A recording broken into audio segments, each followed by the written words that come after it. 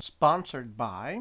Stop before you dig. Call Digger's Hotline first. Call 3 business days before you dig. It's the law. It's completely free and it's for your safety. Know what's below before you dig. It's your responsibility. Call Digger's Hotline or visit them at diggershotline.com.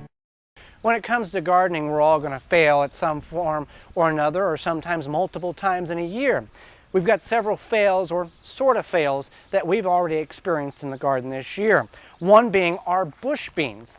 Now, bush beans, we've had a number of beans just ate right up to the stem, or holes ate in them. This can be a result of snails, slugs, cutworms, or some other insects.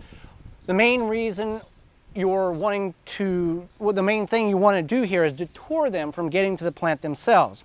Most of these are not bad. I have had to replant one time a couple of spots, but what you're wanting to do is, a great deterrent is one, diatomaceous earth, if you have that available, put around the individual plants. Another is used coffee grounds.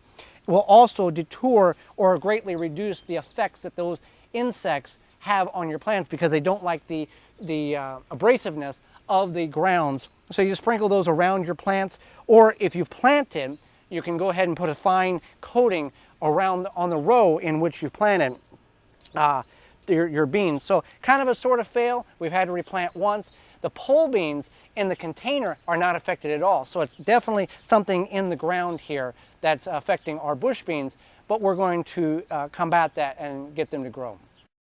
Rhubarb in a container is a great way in order to maximize your space. Our rhubarb, on the other hand, started out very, very well, but now has kind of gone downhill, and we're not really sure why. This has a side shoot, which looks okay. The disadvantage to having our rhubarb in a container like this, it's elevated and more wind can get a hold of it and beat the leaves up and actual stalks. Now this is a new growth here from the parent root. What I'm trying to figure out is this stalk here is completely hollow all the way below ground level.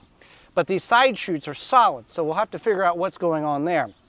As well as this is doing well, but again, the wind, because the elevation of that extra 12 to 18 inches really affects these leaves and really whips them around when we get a good wind coming through the garden. So something to be aware of, something we're working on to find a solution. Our attempt of growing spring turnips has failed. We had spring turnips planted here. This one's gone to seed. They've gotten ate up quite severely on the leaves, which is not a terrible thing. It just shows it's an organic practice here. But we don't have the bulb development on the spring turnips as I hoped we would have. So we will take that out of our repertoire for spring planting and only focus what we have found to be very successful, turnips and rutabagas, in the fall, planting about August 1st and harvesting them September and October. This is our pea patch and the last of our somewhat fails of the spring. We had 3 rows of peas. We have got peas off of them and are continually harvesting peas off of our plants. We didn't trellis them, but additionally, they just haven't got that vertical height, and the germination wasn't as strong as we had hoped. Now that is 2 contributing factors to the reason why our germination is not strong.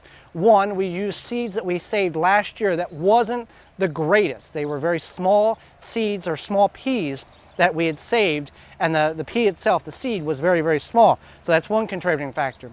2, we planted these very early when it was very wet and very cool soil temperature.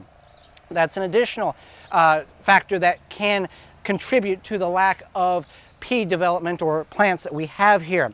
Now, we didn't trellis them because we just didn't get to it, and we didn't see the need to because of the lack of germination. But peas you can also plant around the 4th of July, at least here in zone 5 and 6 and 7. You can plant them now and get a harvest in the fall. Peas will take 70 days to reach a mature state. So once you remove possibly your garlic, you can go in behind them and plant peas for a fall harvest. These are just some of the fails that we have. It's okay to fail as long as you learn from it. For more information, please visit thewisconsinvegetablegardener.com.